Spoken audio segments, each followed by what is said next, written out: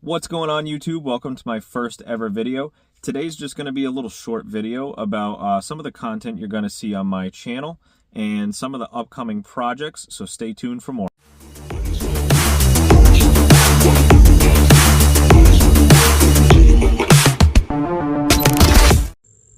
So this is going to be one of the most common cars you're going to see on my channel here.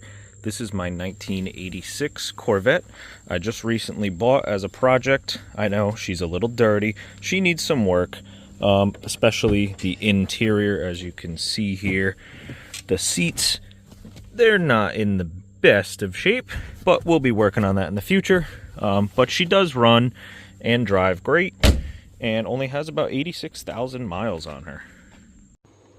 Now under the hood here, as I said before, it's a bit of a project. There is a reason that I got this car pretty cheap. She could use, you know, some cleaning up and a little bit of work here and there. Obviously this electrical is going to be one big project that we will be covering on this channel at some point. But for the most part, she's in pretty good shape and does run pretty great. And another common car you're probably going to see here is my 99 Grand Cherokee. Very low miles, very good condition overall. A couple of small rot spots here on the body, but everything else is pretty clean. And it only has about 94,000 miles at the moment. This is my daily driver, so she does get a bit of use, but probably be covering a lot of repairs and stuff on this Jeep as well. So as far as content goes on this page, guys, what you should expect, I myself am a car enthusiast. I have been a mechanic professionally for about 10 years. I did start in the automotive industry and I eventually got into diesel. I've been a diesel mechanic for about 8 years.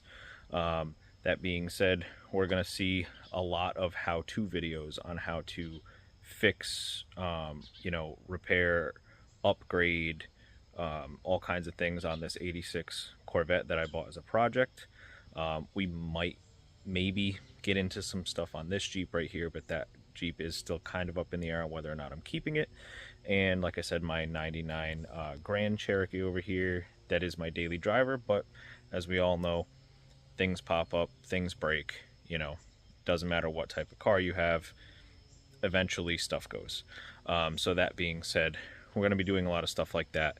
And then, of course, you know, I do side jobs for friends and family, and I will try to cover as much as I can on how to do specific jobs on specific cars on those.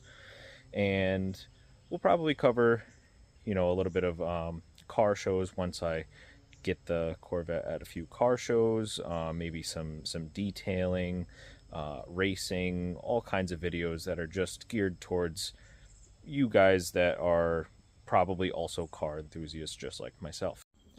So the quick repair that we'll be doing today is actually quite easy. This is again an 86 Corvette that we will be doing a fuel pump on. Now, any of my viewers that have done fuel pumps in the past in other cars, you may know that, you know, depending on the car, some of them can be pretty difficult, whether you are dropping the entire gas tank and doing it that way, or you are cutting a hole in the floor is kind of the quicker way. Pretty much no matter what, they're not exactly the easiest job, but I have some good news for you. On these specific Corvettes, the C4 generation Corvettes, the fuel pump is actually one of the easiest fuel pumps you could possibly do in your life, and I'm going to show you exactly why. Now you're going to want to come around the back of the vehicle here, and you're going to want to pop open the gas hatch. And essentially our first step is going to be taking off this hatch with these 6 Torx screws that hold it on right here. So when you're finishing up, it should end up looking just like this.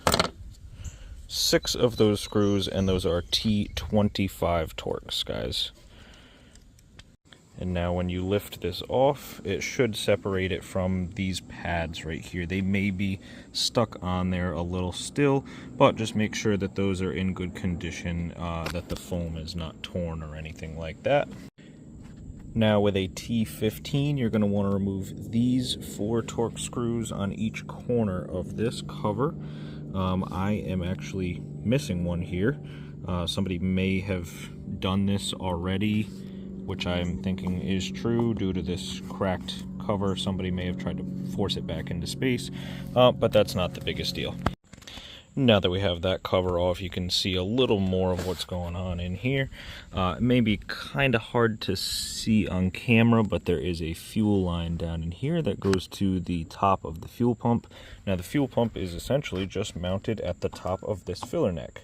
So all you really need to do is remove this cap.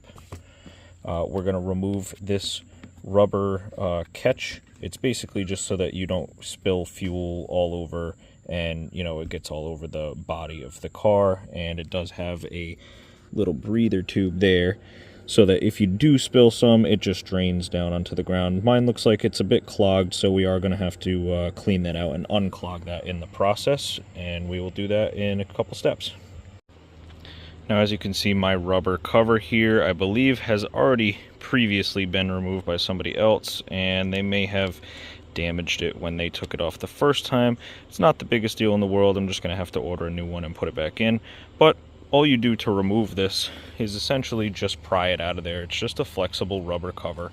And once you get that out of there, you're going to be able to see you have 1, 2, and 3 fuel lines. We're going to remove those 3 fuel lines and then essentially unbolt all of these. I believe they are 10 millimeters, and the entire pump is going to pull right out the top.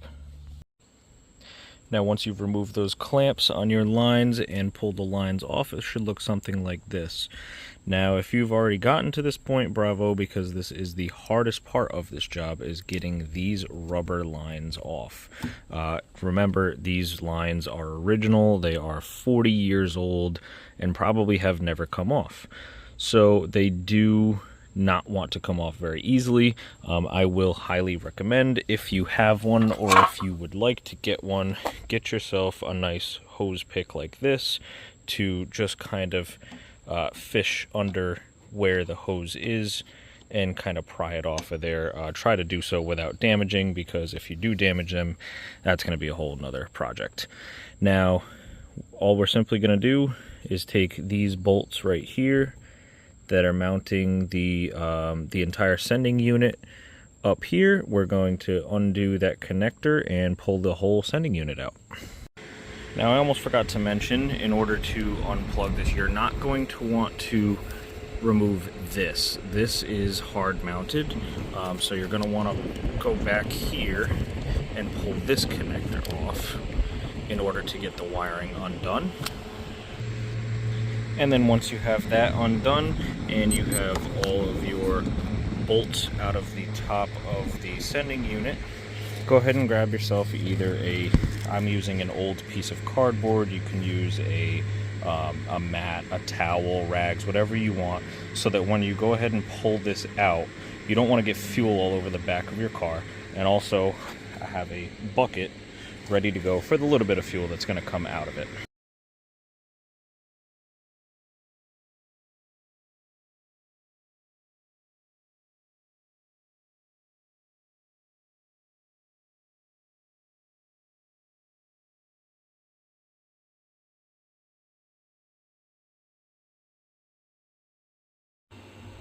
So now that the sending unit's out of the car, you can see all of the different components that are involved with the sending unit. Of course, you have your floater right here. That's going to tell you your fuel level. You have your filter down here, and here is the actual fuel pump itself. Now, if you're replacing just the fuel pump, some of them may come with a new filter, some of them may not. If you're replacing the entire assembly, it should come with the filter, new wires, the whole 9 yards. But today we're doing just the pump. And today the new pump that we'll be installing is a Deechworks 255 liter per hour 40 psi pump. Now here I already have the old pump disassembled and removed from my sending unit, but essentially it's pretty self-explanatory once you get to this point. Now many of these kits will come with a new harness and or wiring to replace this, because it may be a different style than the OEM. Most are going to be the same though. They will come with new clamps, a new feed tube, obviously your new pump, and a new filter. And then of course you will have a new gasket and mounting hardware. Now essentially what you're going to want to do once you have your pump filter on already, you can do one of two things. You can either put the pump up to this position and put the filter on afterwards, or you can just simply fish the filter through this hole at the end of the sending unit assembly. And all this is a mesh filter, so you are not damaging it by doing so.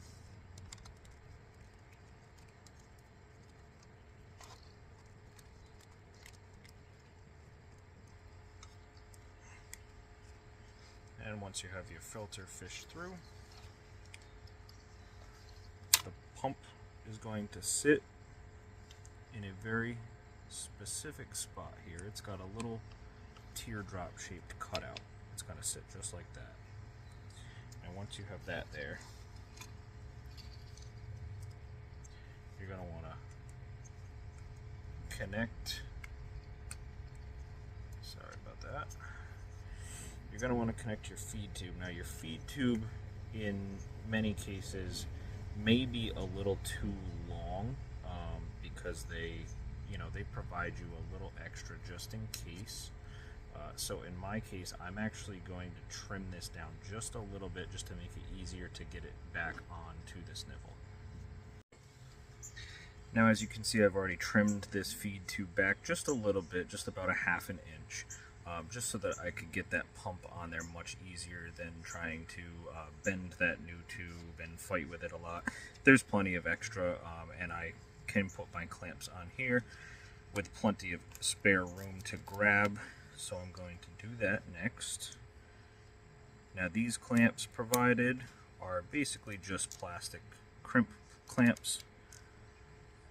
If you would like to, you could always opt to a metal style clamp. I actually have some here, and I may actually go with these instead, because these I don't love the way that these grab. They don't grab very tightly.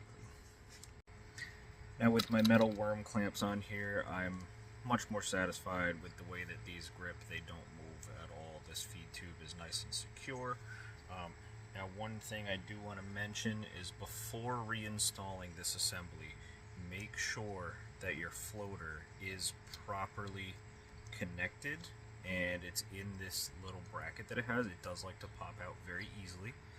So just before you reinstall, make sure that that is in the proper spot. And then of course, put your connector into the pump so that you have power. And now we're going to put it back in the vehicle. Now of course, put your new gasket, get it nice and lined up, and essentially just put this right back in its spot. This is what everything should look like after you reconnect your hoses, tighten down your clamps, plug in your connector, and now we just have to put the covers back on. And there you guys have it. Those are all the easy steps to replacing a fuel pump in your 1986 Corvette.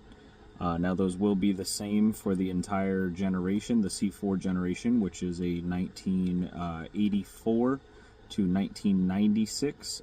There are slight differences as the years went on. They used different engines and different setups. Obviously the interior changed, but as far as the fuel pump and fuel assembly unit fuel sending unit goes, that will be 1984 to 96, all exactly the same. So if you enjoyed that video, please like and subscribe, and watch out for some more videos coming soon. Thanks.